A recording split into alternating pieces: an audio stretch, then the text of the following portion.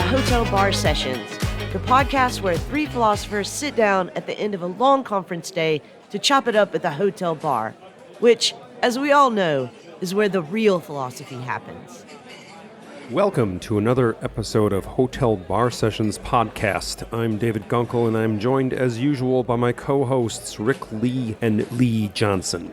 Today we are talking about justice, but before we get into the weeds on this subject matter, we need to order up drinks and talk about whether we are ranting or raving. So Lee, I'll go to you first. What are you drinking, and are you ranting or raving? Today, I think I'm just going to have a hot toddy, and I am raving about animals getting MRI scans. So I suppose I probably should have known this. Animals do get MRI scans. That's how we get all these pictures of the brains of animals. But I never really thought what it would mean to put an alligator or a tiger or a snake or a gerbil into an MRI machine. But there is a creator on TikTok that is making a whole series of this. And I really encourage you to go check this out. I mean, some of them are so adorable and some of them are just freaky and weird. But animals and MRI screens, it's a great way to pass a couple of hours. And Rick, what are you drinking, and are you ranting or raving? I am drinking a Boulevardier today, and I am raving, and yes, I mean raving, but listen carefully. I am raving about Jeff Bezos' op-ed in the Washington Post explaining why he canceled the endorsement of Kamala Harris.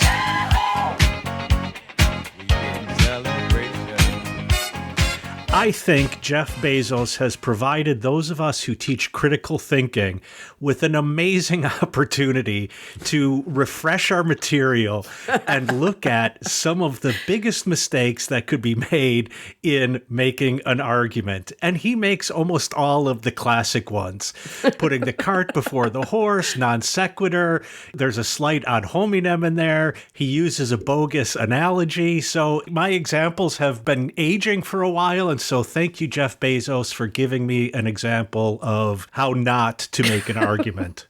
David, what about you? So I will be drinking the Staghorn Oktoberfest beer from New Glarus, because the only way you get that is by traveling to Wisconsin. So I've been to Madison recently, and now I have a bunch of New Glarus beer in the car. And I will be ranting about technological determinism. So we often think the problem with technological determinism is we look at technology as the cure or the solution to social problems. But I want to talk about the inverse. There's a lot of talk about political polarization right now in the U.S. We're blaming AI and social media for this, but that's also a technological determinist argument. I think hatred of the other happens without technology. It's not an AI problem here. It's a human fear problem that is much older than the technology. Tale as old as time. Yeah. All right, so we are going to talk about justice during today's episode. And Lee, I'll let you set it up for us. Well, in addition to the questions, what is good, what is true, what is beautiful, I think what is just is one of those questions that society is built on. And we talk about concepts of justice all the time and assume that we all understand it in the same way. But of course, what justice means can vary greatly depending on who you ask. For activists, justice may mean economic fairness, where everyone has what they need to live with dignity. For police officers, attorneys, and judges, justice is about enforcing the law and punishing wrongdoing and keeping order. Teachers and parents deal with justice every day, whether settling playground disputes or assigning grades that students and their professors feel reflect their effort. But underlying many of these uses of the term is a shared concern for fairness and or equality. What's fair? What do we deserve? Is justice about treating everyone equally, or does it mean adjusting for circumstances so that everyone has a fair shot? Is it about rewards and consequences where people get what they deserve? Or is it about ensuring everyone's basic needs are met? Sometimes we talk about justice in terms of balancing the scales, hearkening back to ancient Greek philosophy, which saw justice as harmony within a society. There, a just society is one where everyone plays their role and the community runs smoothly as a result. And in this framework, violating one's role, even if it feels restrictive, is considered unjust because it disrupts the social order. But others see justice in more practical or utilitarian ways, where a just society is one that increases the general well-being of its citizens. And on this view, justice is about the collective good and what will reduce suffering the most. And then there are the political libertarians who suggest that justice is all about freedom. And a just society is one that leaves people free to choose without too much interference from the state or others. So today we're going to talk not only about justice, but theories of justice, of which there are many. Distributive, retributive, restorative, procedural, social, environmental, intergenerational. Trust me, there are a lot of theories, and we won't get to them all. Oh, and there's also our pal Thrasymachus, who we will talk about. In the end, maybe justice isn't about fairness or freedom or harmony or needs at all. Maybe it's just about making sure everyone feels a little bit cheated. Just enough to think, well, at least I got some of what I needed. Because if we all feel slightly shortchanged, maybe that's the fairest deal of all.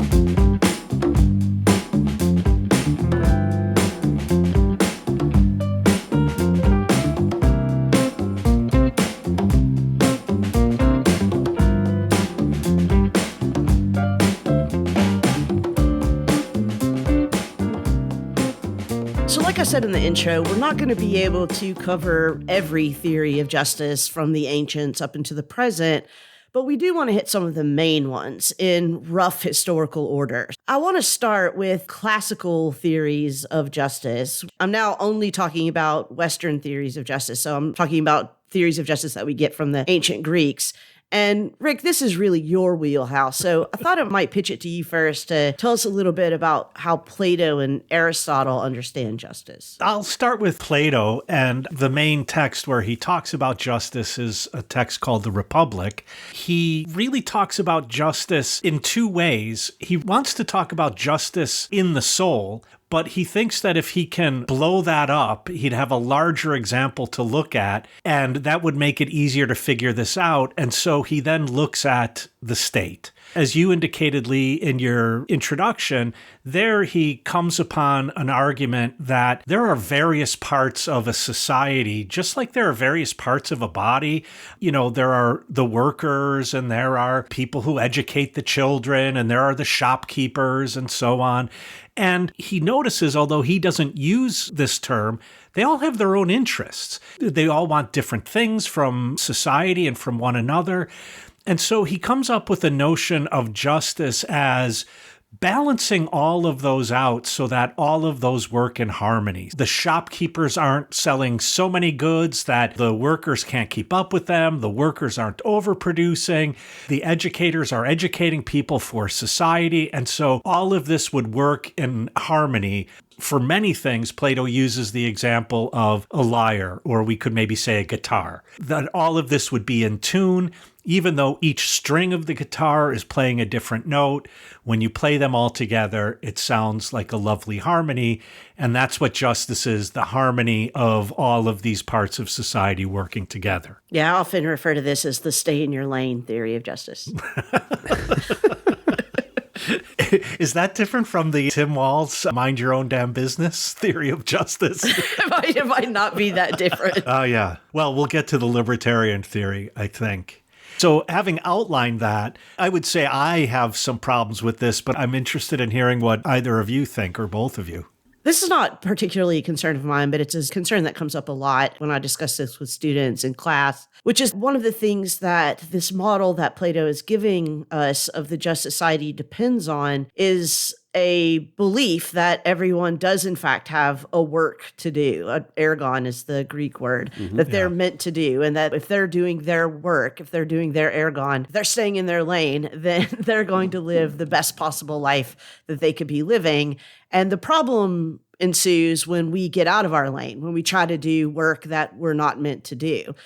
On the whole, we generally agree that that's probably good advice, that, you know, we shouldn't pursue lives in which we're not going to be able to make the most or the best contributions to our society, and in which, to be honest, we're not going to be as happy as we could possibly be if we were doing the thing that actually was our work.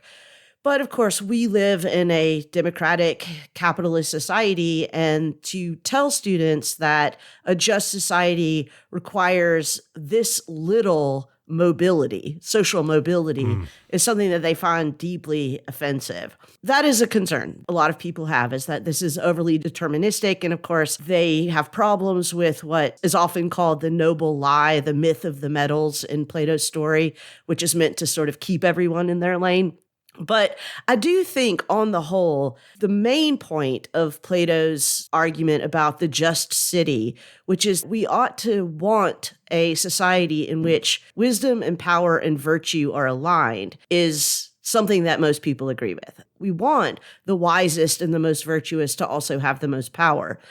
But, sort of getting from here to there is a little bit more complicated than most people want to deal with. There's another complication in the Republic in that in order to achieve this balance, in Book 10, Plato has to banish all the imitative artists because they are the ones that pollute the mind with representations that are not real and in touch with the true nature of what the Republic is dedicated to. This polity that is described in the Republic, although achieving harmony, is only able to do so through exclusions of disturbances that are introduced by the artists, which Socrates sees as tipping the scale in a direction that is not harmonious to the correct operation of the city. We should also recall that Plato is not necessarily Socrates. Socrates is the one who proposes these things in the Republic, and there's this division between Plato the writer and Socrates the voice that speaks in the dialogues. There is a way in which Plato plays with notions of Socratic irony in the Republic that requires that the reading of that text be a little more nuanced than saying Plato said it's all about harmony. There's a disharmony between the writer and the speaker of the dialogue. And to be clear, when David says imitative arts, for Plato, that means basically all arts. Yep. This term imitation means, as David explained, not real objects that are here in front of me, but a presentation or a presentation of them. And so when one says you banish all the imitative arts, that means basically poets and painters and sculptors and musicians and all the rest of you ugly lot are enemies of the people and you're banished. Yeah, we would have a perfectly functioning republic if we got rid of social media, movies, and television. This, despite the fact that he explains this entire theory of justice by way of an analogy. Right, by way of imitation. Through poetry, basically. Yep. Yeah, well, that's the Socratic irony that David was referring to. I think another problem with this theory that's put forward, and Lee, you started broaching on it in raising your problem, is that, of course, we're not all going to stay in our lane. Always the question is, so how do we ensure, or who's going to ensure that we stay in our lanes? Socrates here is not naive in thinking, well, we're all just going to do it once it's explained to us that justice is harmony. So we need rulers. We need someone to oversee all of this and also to ensure it's functioning. Yada, yada, yada. Slightly complicated argument. Who should be the rulers? It turns out philosophers should be the rulers. Or the rulers should become philosophers. Either way. Still remaining in the ancient Greek period, I think the first time that we get a theory of justice that has carried forward to today is in Aristotle. So Aristotle's really where we get our first, what we now call distributive theory of justice. And distributive justice is really going to focus on the fair allocation of resources. Now, what a fair allocation is and how those resources are allocated is going to change many times in many different variations on this theory over the next 2,000 years. But it's usually something like merit, who deserves something or not. And corrective justice, which is kind of tied to distributive justice, is going to address the rectifications of wrongs through a proportional compensation or punishment. Whenever you talk about justice, punishment is often not far behind. Correct. Because the question is always who's going to make it so. But can I just point out that one of the things I find interesting in Aristotle, and I've learned this from Thomas Aquinas, whose philosophy normally disturbs me, but he points out, and I think he's correct in this, that Aristotle's notion of distributive justice means that promoting the good in common, and therefore the well-being of all, is the primary virtue without which there can be no other virtues. And I think this is a really important argument. It places questions of justice, and I like your point, Lee, about the relation between power and virtue and wisdom. And I think for Aristotle, it's promoting the good in common in this distributive kind of way that provides for all the other virtues I might exercise, honesty and generosity and piety and whatever virtues or excellences Aristotle would come up with. Whatever other problems one finds with Aristotle's theory of justice, that's something I would like to hold on to. Well, before we leave the ancient world, there is one quick thing that I want us to take a look at. And I'm not really sure that this is an entirely fair or an entirely just attribution. But one other theory of justice that we get from the ancient world, I'll say, is retributive justice. And I do think that a lot of people trace this back to the early Abrahamic tradition. So retributive justice is a theory of justice that is primarily concerned with punishment, the appropriate response to wrongdoing. And so the central questions of retributive theories of justice, as opposed to distributive theories of justice, is going to be what constitutes a fair punishment, whether a punishment should be proportional to the offense or something else. This is your classic eye for an eye statement that comes in the literature of that time, right? Lex talionis, yes. Right. Yes. You think about distributive and retributive justice, you see this tribute there in the center, which really means giving. And so distributive justice is a giving out. And retributive would mean then a giving back. And so really what it says is you do something wrong, we're going to give it back to you. Right. You pluck out someone's eye, we're giving it back to you. We're plucking your eye out. And there, although an eye for an eye sounds like a kind of balance, the idea behind retributive justice is not balance, but actually just, as you put it, Lee, this punishing for the sake of punishing. That somehow that might be a cosmic kind of balancing or something like that. I don't know that I agree with that. I do think that retributive justice is about balance. I mean, I think that's why we talk about fair punishments or proportional punishments or punishments as a compensation for a wrong. It might not be about balance. It might be about symmetry and asymmetry. I think Levinas points this out as he interrupts this Abrahamic way of talking about the eye for the eye. He talks not about a symmetrical relationship, but an asymmetrical relationship, which I think is a little different than balance. I think another important thing to point out about retributive theories of justice is that we see explicitly introduced a symmetry between wrongs having to do with stuff, like you took my chicken or you took my eye, and wrongs having to do with actions and persons, like you slept with my wife or you lied to me. Right. Yeah, I mean, the punishment for sleeping with someone's wife is not sleeping with their wife. It's two chickens. But what about the common sense notion of justice? Or maybe it's not common sense, but one you often hear, and this also is voiced in the ancient world, namely, justice is whatever the stronger do. Yeah. Like, what do you mean justice? If you're able to do it, you do it, and that might makes right, I guess, is the way to put that form of justice. And one of the characters in the Republic, Thrasymachus, this is his position. Justice is the law of the stronger. The only reason his position about what justice is loses out in the Republic is because he doesn't punch Socrates in the face. He actually argues with Socrates, which Socrates is always going to win that battle. But if might makes right, he should have just knocked him out. And this is a naturalistic argument, right? I mean, he's not saying this is what justice ought to be. He's saying this is what justice is. Yeah. It's just the case that in general, when we talk about things being just or unjust, we mostly align that with what is legal and illegal. So whatever is just is going to be whatever the lawmakers say is just, and lawmakers are going to make laws that benefit themselves.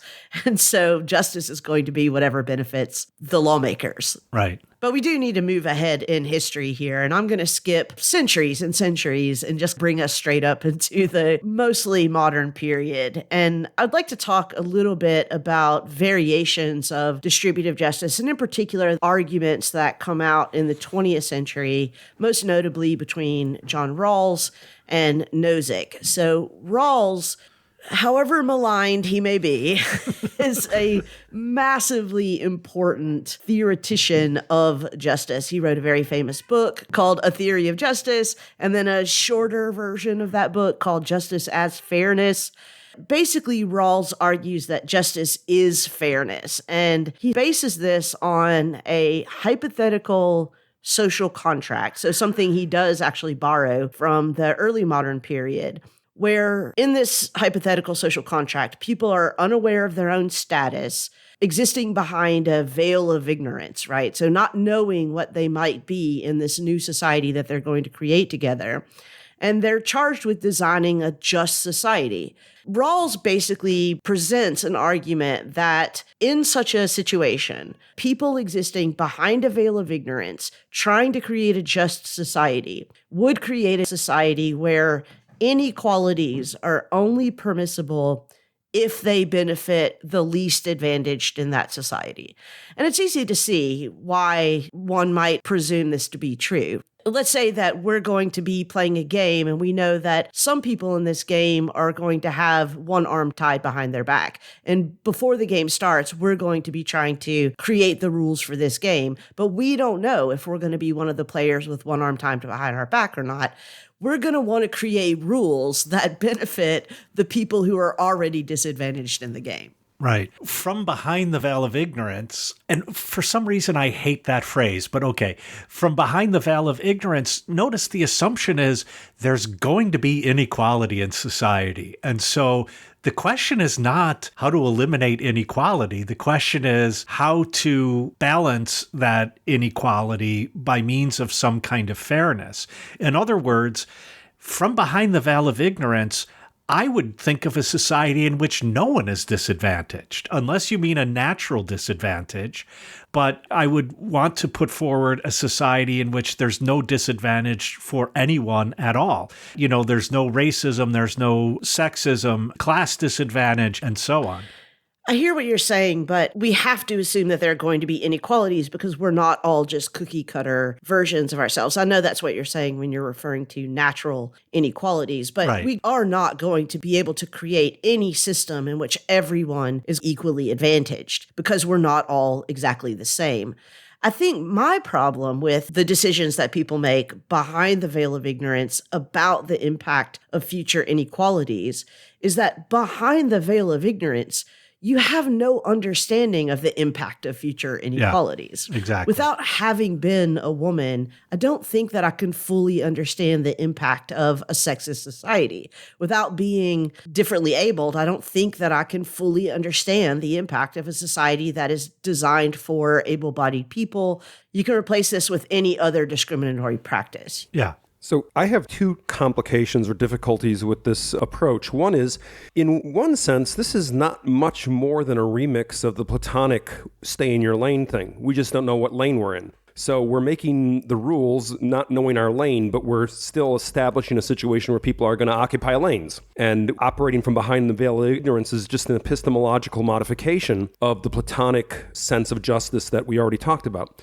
But I think another problem here is this leverages a very modernistic way of thinking about these problems by using this kind of mythological past that does not exist, right? Social contract theory, the man of nature who exists without other people that Rousseau talks about. In a sense, the veil of ignorance as a theoretical construct is maybe a nice thought experiment, but it's not actually the way that we come into the world. We are operating always from within the world, not from behind the veil of ignorance. Well, so I'm no social contract lover, but just to defend them for a moment, I think that most of them, perhaps with the exception of Rousseau, are not positing a historical condition, an imagined historical condition, Correct. but rather if you ask the question, under what conditions would this form of justice be considered legitimate? Well, we have to imagine a situation without these forms, and we have to imagine a situation in which, therefore, we're constructing these forms. So social contract theory goes, if all rational actors would agree to this, therefore, those forms are legitimate.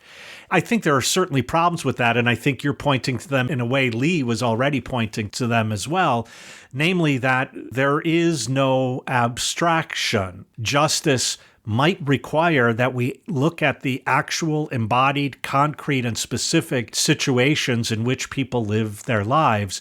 And that's the only way we could attend to justice. And so we need a different notion of justice than just this fairness that is determined by what would be agreed to from behind the veil of ignorance by all rational agents, which is another part of the problem, I think. Correct. I think it is. Yeah. This whole notion of rational agent we have not only in social contract theory, but in economic theory, that we're all rational actors. And there's more to it than that, obviously. I completely agree. And we haven't really explained what social contract theory is, but social contract theory mostly comes out of the Enlightenment. And it's this basic idea that all of us who participate in a society have more or less agreed to an unwritten contract with one another called the social contract, right? And I think exactly as you guys are pointing out, one of the things that's kind of embedded in this idea of understanding how societies organize themselves and how they judge the justness or lack thereof of their societies is that it's based on a contract. And contractual thinking is tied inseparably from the idea of self-interested, individualistic free agents dealing with one another on terms that have to do with basic fair distributions. Right. We can look at the social contract as the terms of service of Enlightenment Inc. Yeah. And you all clicked on them whether you knew it or not. Well, and you could think about a smaller version of this. Like, I'm not normally freaked if I'm driving that people driving in the opposite direction are going to veer into my lane and crash me. One could think of that as a kind of social contract. We've all implicitly agreed to this. And just since you talked about driving, currently these people who call themselves sovereign citizens will say, for example, when they're pulled over by a traffic cop, that they're not driving, that they're not actually citizens.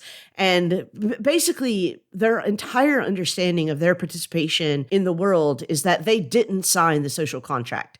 And so all of the laws that apply to them, well, don't apply to them, basically. And when you see these encounters between traffic police and so-called sovereign citizens, it's really hilariously absurd in many ways, but you can see in the absurdity of it how absurd it is to say, I am participating in a society, but I didn't sign any actual contract. And so I can sort of pick and choose the rights and responsibilities that I have.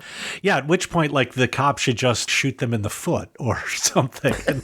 Because, well, you didn't sign on the social contract, so might makes right. All bets are off. Okay, one more thing before we move out of the modern period is what many people often contrast with Rawls, which is Nozick's libertarian view. So Nozick basically puts forward a theory that posits justice as fundamentally respecting individual rights and freedoms from interference. So he's going to emphasize property rights, voluntary exchanges, and he's going to criticize any form of redistribution as a violation of personal autonomy and individual rights. Can we just say he's wrong and move on? Yeah, exactly. Well, I mean, I don't think that's our model here, but... No, but in a way, this opens the door to more might makes right kind of behaviors. I mean, the whole notion of property rights is a very Western European concept of property. And when the Europeans encounter non-Europeans, they force their property rights. And that's what happened with the incursions into the Americas, which then means that the Europeans who had more power were able to enforce their notions of property rights and its ideas of justice on other populations. Not disagreeing with you, but just to make sure that we give Nozick a fair hearing here, he does use this very famous example of Wilt Chamberlain. So if you don't know who Wilt Chamberlain is, I mean, God, how do you not know who Wilt Chamberlain is? But if you don't know who Wilt Chamberlain is, look it up. One of the greatest basketball players of all time. He says, imagine Wilt Chamberlain is on a team and he contracts with that team to get 25 extra cents for every ticket that is sold to the games. And obviously, the owners of that team are going to agree to that because Wilt Chamberlain being on the team means that they sell more tickets. Nozick is going to say every person who buys a ticket to that game is also making a free contractual agreement. They're saying, I'll pay this ticket price to be able to see this game with Wilt Chamberlain in it. Over time, that's going to mean that Wilt Chamberlain gets richer than everybody else on his team.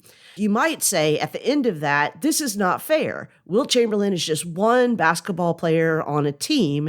He's no more important than the rest of the team. He couldn't play the games by himself. He needs the assistance of all these other players. They should get paid just as much. But Nozick is going to say, okay, go back and find me where in this process something unfair was done. Like, you want to say at the end that it's unfair, but you can't go back and find me some unfair thing that was done. And so now to take all this extra money from Wilt Chamberlain and distribute it to other people, that seems unfair. Again, I'm not agreeing with this. I'm just saying this is Nozick's argument. I've been teaching Kant's Metaphysics of Morals in my intro class just these past few weeks. This is a book where Kant talks about rights and tries to ground rights in the moral law and the categorical imperative. And when he comes to the right of state, he has a really interesting argument about how the state has to redistribute wealth. And so he's only talking about wealth here. The state has to redistribute wealth in the form of taxes. They have to take money away from the wealthy and distribute it to the poor, because that's the only way that the state can ensure everyone has the possibility of expressing their own freedom. By the way, this expressing one's own freedom is how he also gets property rights off the ground, but, I'll leave that aside. I find that argument quite compelling that, yes, as you said, Lee, all those other teammates, and by the way, the stadium and the beer vendors and television networks, they all make Wilt Chamberlain possible. Therefore, there is a way in which, by him receiving more reward for things that he was just one point in the whole process, both violates a notion of fairness. But I think Kant's more fundamental argument is that notion of justice will inevitably lead to injustice, that is, the prevention of the expression of freedom of others. Yeah, I agree. And before we close out this introductory segment, I just also want to note that we have been almost exclusively, entirely exclusively talking about Western theories of justice. There are, of course, non-Western theories of justice. I could point to Confucianism, which has an idea of justice as a kind of relational harmony that especially focuses on familial and societal obligations and fulfilling one's role in maintaining social harmony. Also, there is the African philosophy of Ubuntu, which sees justice as a communal responsibility. So in Ubuntu, we see others as part of who we are. The phrase that's often quoted is, I am because we are. Identity is tied to others, and justice is achieved through mutual care and community support. I just want to point out that both of those, and that's just two examples, but both of those are much, much closer to Plato than anything that comes between Plato and us. Well, and it's because a lot of the modern notions of justice are really rooted in Cartesian individualism, which is yes. very central to modern European thinking. Yes. I do need to point out that the distribution of Linux that is my operating system is called Ubuntu, but it's called Ubuntu for the reasons you were pointing out, Lee, because as an open source project, each individual works for the good of the community. It's a community-driven project, and people are writing software that belongs to the community and so on. The other thing I wanted to point out is that if Plato's theory is stay in your lane, Confucianism adds to that and don't make waves. Yeah.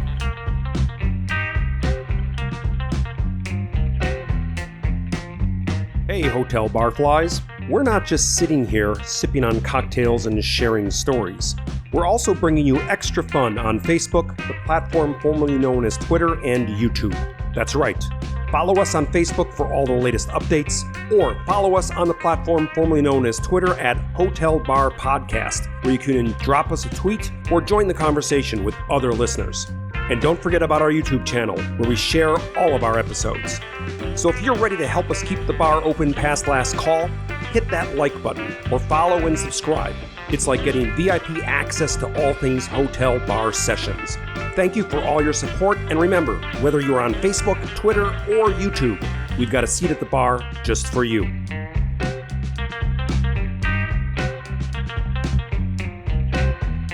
All right, so again, with the caveat that we have absolutely not covered every possible theory of justice that we could have covered, I want to kind of shift our focus to some of the more contemporary concepts and debates within discussions of justice. So let's just start with the most obvious, justice versus equality.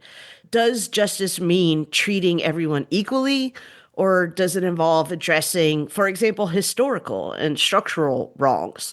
Some people are going to argue that it requires an equality of treatment, while others are going to believe that justice necessitates compensating for past harms. Where are you guys on this? Is there a way I could insist that there's not as great a distinction between these two, in the sense that perhaps in order to treat someone equally, I first have to acknowledge the context in which they have been made unequal to me, that there are inequalities, and taking that into account would be required in order for me to treat them equally. And so that might entail working to correct or right past wrongs in order to treat everyone equally. So in that sense, I would say they're not actually that different. There's a way of thinking about it that brings them closer together. I think in general, I agree with you, but let's get into the nitty gritty here. So, if we're talking about issues like affirmative action or reparations, I agree with you that in order to treat everyone equally, we're going to have to first address historical and structural inequalities. Right. But to the actual person where those corrections are made, who's at the locus where those corrections are made, it's going to appear unfair. Outside that, we might say, yeah, this sucks for you. This is not fair for you, but for the greater good, it is fair, or it promotes fairness. Well, so in a sense, it gets back to what is the locus of justice? Is the locus of justice the individual, or is the locus of justice the community that is to be served by these various efforts? And it depends on the perspective one takes on who is being served and who is the recipient of justice. No, I completely agree. I think that's the exact question. What I'm saying is that it's very easy from behind the veil of ignorance, right, to say this is what should be done. But okay, let me just be straightforward here. You two are white guys. What? Who are tenured full professors. If we said, you know what, tomorrow in every single university, we're going to take away the tenure and rank of every white male professor and redistribute it to women professors, to queer professors, to professors of color. And that's it. You know, it's going to be an unequal redistribution right now, but ultimately it will work out such that we have a more just system. I know right now you guys are going to look at me and say, yep, I'd be on board with that, but you would not be on board with that. You'd hear from my union. Well, I'm not in a union, but for me, the question is larger and not quite the same, but maybe it'll come down. Of course, you'd say the question is larger because you're getting stuff taken from you. No, wait. Well, but one of my favorite lines from The Magnificent Seven is, please don't understand me so quickly. So this might come back down to, it depends on whether the locus of justice is the individual or the common. But it seems to me that if you take away my tenured full professor position, precisely because of structural inequalities, I am someone who is better positioned to get a job doing something else, somewhere else, in some way, shape, or form. I think taking account of that might actually serve a form of justice. If you think about, like, I can't play basketball as well as Wilt Chamberlain, does that mean that's unjust? No. But I have abilities that allow me to do a whole wide variety of things. And so isn't justice served by letting someone else who has been excluded from my position have my position because I can find a different one? I'm not saying I can find it tomorrow, but I think we all might agree that given the society as it stands in the US right now, a white man is in a fairly good position to find another direction of employment. I mean, I think that's true right now, but obviously, after this adjustment, it's not going to be the same climate. Now you're going to have a much harder time finding jobs because all the CEOs are going to be women, all of I the see. university provosts are going to be women, and people of color, and queer people, and disabled people. I mean, you're now going to be in the position that you weren't in before. I get it and I appreciate the good meaning liberality of both of you, but I don't think you wouldn't fight against exactly this kind of a program. But isn't that exactly why we talk about justice, right? Because if something is just, then what it makes me feel should be irrelevant. To look at it from the other side, if I say, well, look, it's too difficult for me to find a job, I'm being cut out from all of these other positions, couldn't someone who has been excluded from these positions say, yeah, welcome to my world? If we're thinking about justice as fairness, isn't that a fair distribution? Like, we all think it sucks a little bit. I also want to just note, and this might be overly idealistic of me, but I do actually believe in the fundamental refrain of Marx that the liberation of the workers means the liberation of everyone, that we ought not assume that it will necessarily be the case when people who have been disadvantaged find themselves in positions of advantage, that they'll simply reproduce the same systems Right. of advantage. I think what we might find, or what I hope we find, what I think we'll find, is more just systems. So I don't think that you will find yourself in a position as disadvantaged as the people who the current system disadvantages find themselves. I do want to point out there is a bit of a underlying utilitarian argument going on in all of this because we're trying to figure out how someone can see the benefits of any sort of intervention like this in a way that would make sense to them. So just to give you a really interesting example of this, when my kid was in Chicago public schools, because he was from an affluent neighborhood and he was a white kid, he did not have as many opportunities to get into special programs in the Chicago public school system. And other parents in the neighborhood would sometimes complain, how come my kid isn't having this opportunity and these kids on the west side have all these opportunities and et cetera. But as soon as they started to see how this was changing the educational environment of their children, they began to recognize that there was something to gain socially and communally from these kinds of activities. And I think there's a way in which all of this really has involved with it a kind of cost-benefit analysis that is very utilitarian. And maybe, as Rick was saying, it doesn't come down to a utilitarian cost-benefit analysis. Maybe justice can't work that way. And if we do try to make it work that way, there's always going to be ways in which people who are on the losing end of this are going to see this as a loss of something that they were supposed to have or could have. I mean, I think that we can still retain the cost benefit analysis, the utilitarian thinking in terms of general social welfare without thinking about it in terms of my individual welfare or my individual advantage. I mean, I think one of the things that this argument is inevitably leading to is the conclusion that justice and fairness are separate. Justice and equality are separate. That to create a just society, sometimes it's not always going to be fair. Sometimes it's not always going to be equal. All the time, it's not going to be equal. It comes back to a question of who is the subject of this. Is it the individual who is the subject for the cost-benefit analysis, or is it the wider community that is the subject, or is it both? And how do you negotiate those differences? Yeah, that's what I meant by a utilitarian thinking that is focused on the general welfare and not the individual welfare. So I think part of the problem is that it's often difficult to get people who are thinking very individually about the cost benefits of these kinds of interventions to get them to see the more general impact and think broadly outside their own benefit or their own losses in these kinds of activities. I don't want to so quickly separate or pit against one another the common and the individual, because when I talk about justice for the common, what I am saying is this would work toward a situation in which each individual can live well, can thrive. That's only possible on the basis of justice in common. Therefore, I don't want to say that justice for all is pitted against justice for me. Rather, I want to put that the other way. There can be no justice for any individual unless there is justice in common.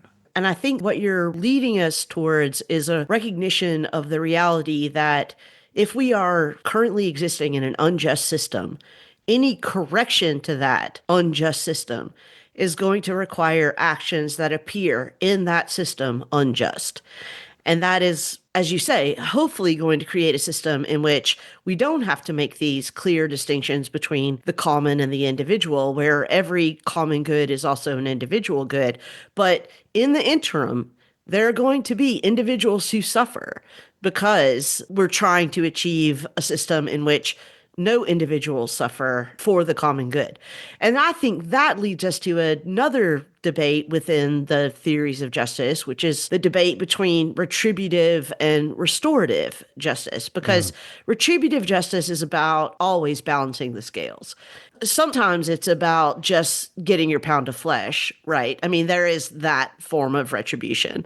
But in as much as retribution or punishment is about trying to restore, as you say, symmetry, order, balance, harmony, etc., then it is going to involve things that feel to the individual unjust. Now, restorative justice, which I don't think that we have talked about, but I actually wrote my dissertation on this. Restorative justice comes out of these truth commissions from the early 90s, where the idea was that when an injustice has happened, the thing to do is not to punish the wrongdoer. The thing to do is to restore what was broken by the injustice. And so famously, the South African Truth and Reconciliation Commission said, all right, we're trying to move from a manifestly unjust system, apartheid, to a juster, more just, juster, whatever, more just system, democracy. And the only way to do that is to get an accurate account of what actually happened. So we're not going to be able to punish everyone who was a participant in apartheid or an actor in apartheid. We're not going to be able to throw 3/4 of the nation in jail and survive. So what we've got to do is we've got to find some other way. And their way was to say, all right, if you were an actor in these injustices that upheld this system, and if you come forward and are completely honest about what happened and what you did, we will trade for the truth immunity, amnesty. That was hugely important on a personal level for people whose family members had been killed or jailed or tortured or wronged in some way.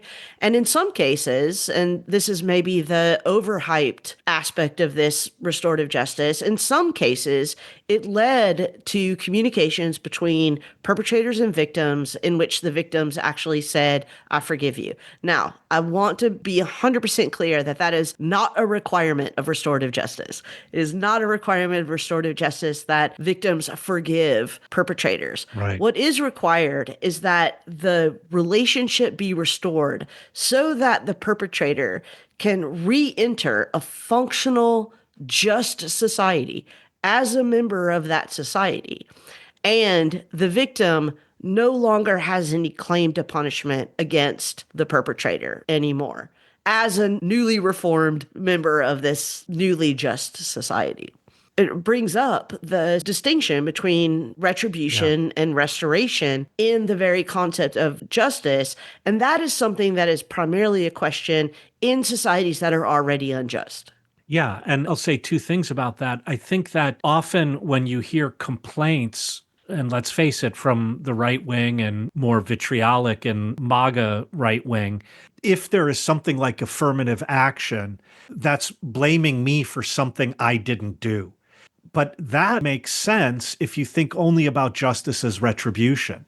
If you think about justice as restoration, then paying reparations is not blaming anyone for what they did, but it's restoring, as you put it, Lee, restoring a society to a more just foundation and more just form.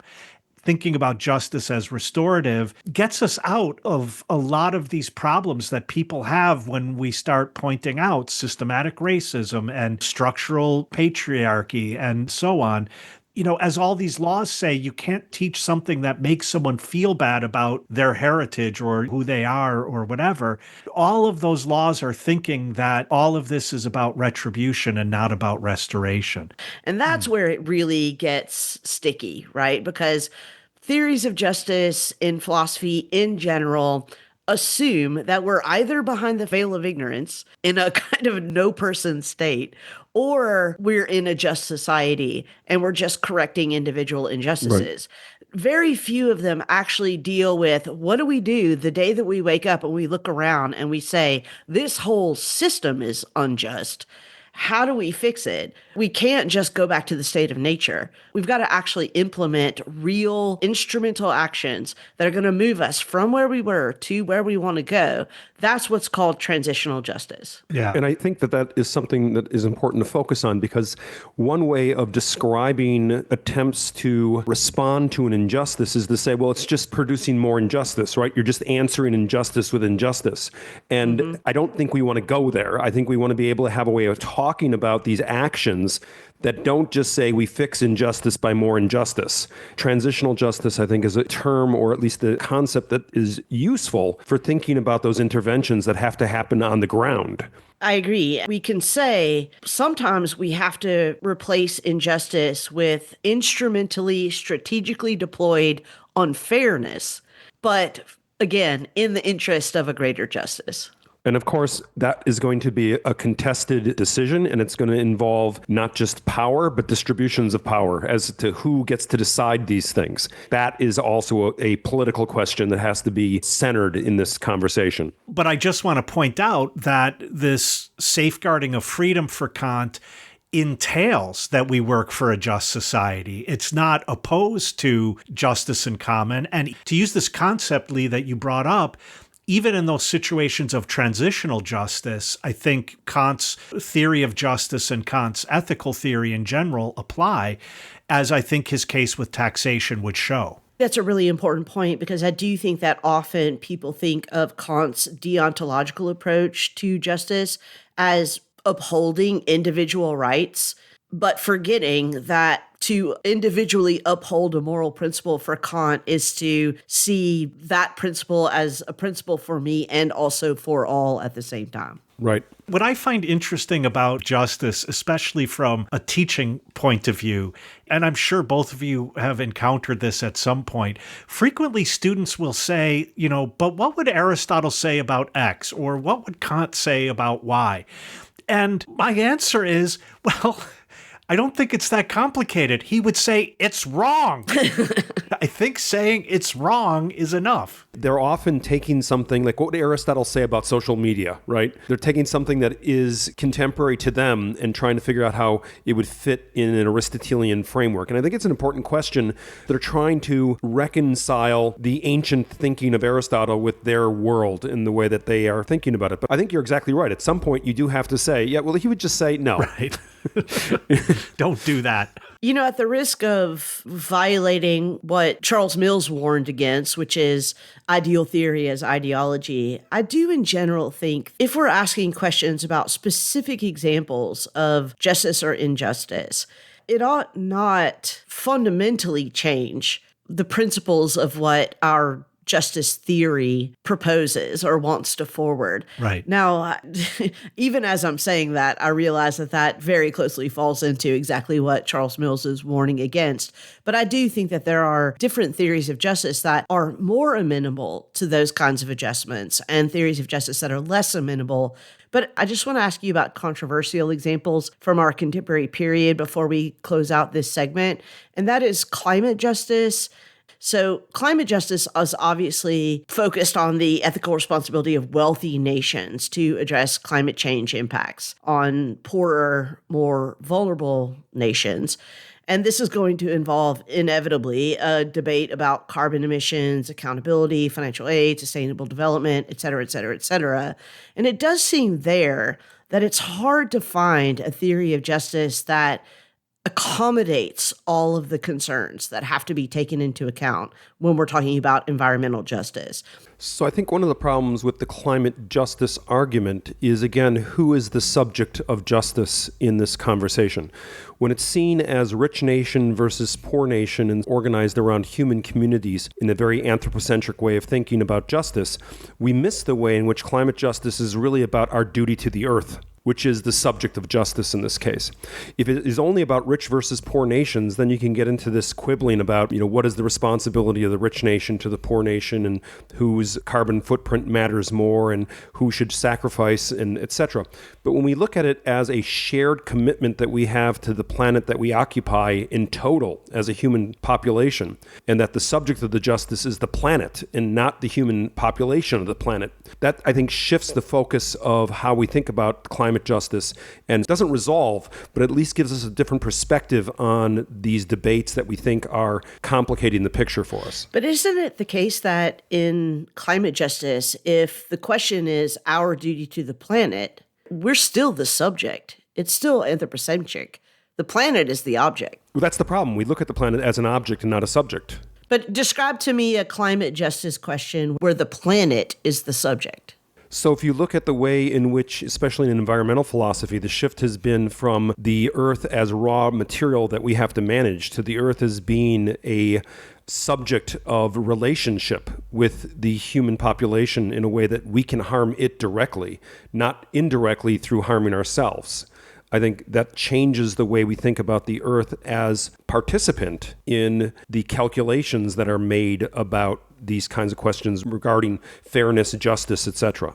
I mean, this might be just my misunderstanding of what you're saying, but I still don't see how that's not the human as the subject. I mean, to make the planet the subject of a justice concern about climate would require, it seems to me, to say like the earth is morally culpable for hurricanes or morally culpable for not adequately maintaining its ozone layer. That's only if you understand moral patiency as a byproduct of moral agency. The earth can be a patient and not an agent. But that would make it an object and not a subject. That's why I liked, David, you used the word earlier, a participant. And I think that's what's at issue here. We talked about this in relation to, I forget what topic, but it might be the case that I don't think something is a moral agent.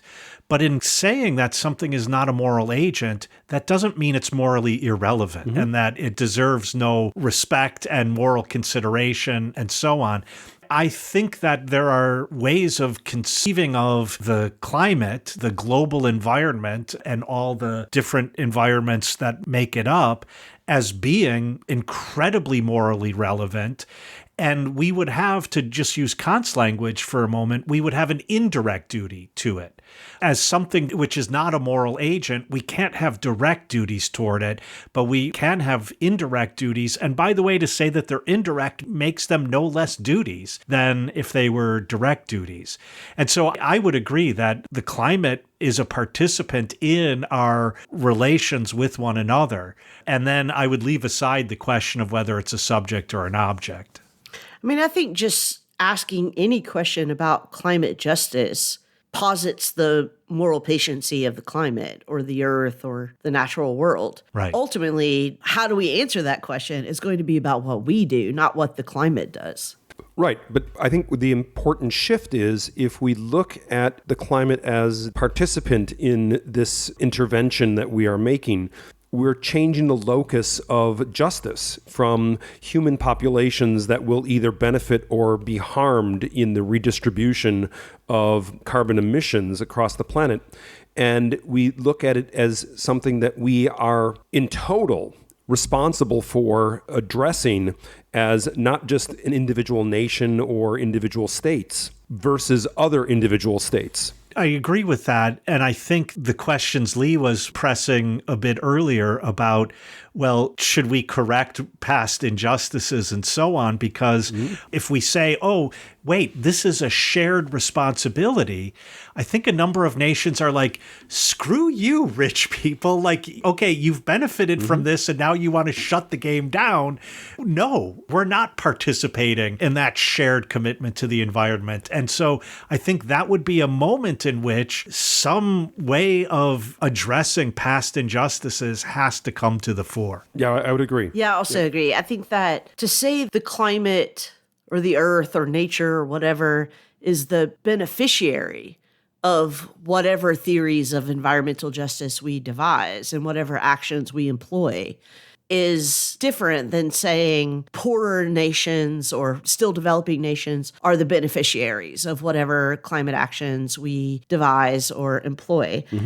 But I agree with Rick that ultimately it's probably better that we start with saying that both poorer nations or developing nations and the climate are beneficiaries than trying to erase poorer developing nations from the equation altogether.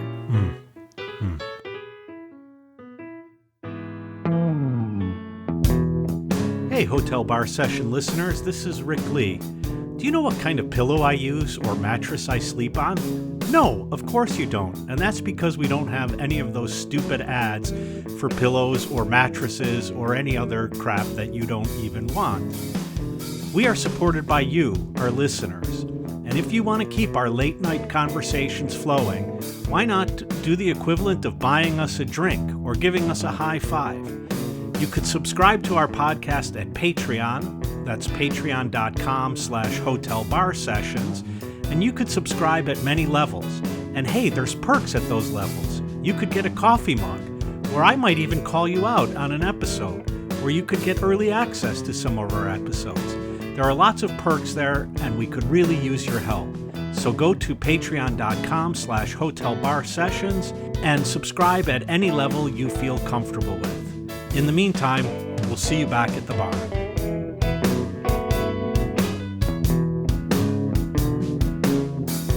So we've gone through a lot already in this episode, and we are running out of time. But before we get out of here, I do want to talk about some systemic issues, some modern challenges, and maybe even what the future of the question of justice looks like.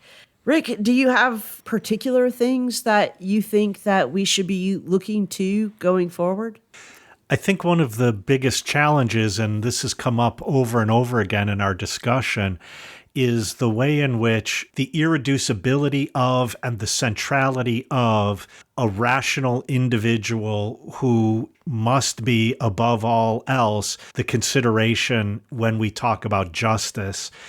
Overcoming that, I think, in the Western world and the global North is an incredible challenge. And I think many people are beginning to see that we're not going to get to an adequate notion of justice as long as we hold on to that. And so I think that is a huge challenge. I think issues that we need to look to in the future as we try to be more and more just have to do with these common problems that we discussed at the end. You know, when the planet is destroyed, there will be no discussion of nations that are rich and nations that are poor. I also think we have a challenge, which goes back to part of our discussion earlier, a challenge in thinking about different beings that might be moral actors, moral subjects, to use the term that was contentious a moment ago. So I think these are all of the frontiers of justice, one might say. So I'll follow that by saying I think there's two items here, one more theoretical, the other one more practical. On the theoretical side, it might be the case that our theory of justice needs a restorative justice. In other words, we Western Europeans have dominated the discussion of justice, just as it has dominated here in our conversation today, as Rick just pointed out. And we may need to rebalance the situation with regards to how we think about justice and theorize justice, because it has been dominated by a distinctly Western European way of thinking about what is justice, what are theories of justice, and how do we even address the question of justice. So it may be the case that our theories of justice are already unjust, and that is something we have to figure out how to redress. The second thing, on the more practical side, I think we are in a moment of time now where we are counting on algorithms as a way of being our rational agents that will bring justice in ways that human beings may not have been able to do in the past. I'm thinking, for example, of algorithmic bias. We think that the algorithm is going to sort through job applications and make a selection based solely on these rational decision-making data points, and therefore will give us a more just outcome. But it turns out we've trained these things on us. and our way of conducting our business. And as a result, they inherit all kinds of biases and prejudices that are reproduced, but under the veil, not of ignorance in this case, but under the veil of mathematical rationality, that therefore seems to speak directly to a very utilitarian way of decision making and seems like a solution when it's actually more of the problem. What about you, Lee? I suppose when I think about the future of justice, my two primary areas of concern are intergenerational justice, a theory that already exists thanks mostly to critical race theorists, which really extends justice considerations to future generations and whatever future generations might include, which leads me to my second area of concern, which is non-human justice. So the inclusion of animals and ecosystems and machine intelligences within a framework of justice that also includes us, but which raises questions about animal rights, about conservation, about machine rights, and the intrinsic value or lack thereof of each of those. Those are my kind of future prospects when it comes to thinking more about justice. But unfortunately, again, our bartender is giving us last call. It's unfair. It's always unfair. It's always unjust, but she is trying to create a world in which there will never again be a last call and that we can just sit at a bar infinitely and discuss philosophical topics as long as we want. But one that she's not working at. Yeah, exactly right. So thanks so much for joining me in this conversation, you guys, and I will catch you next time. All right, bye. Later.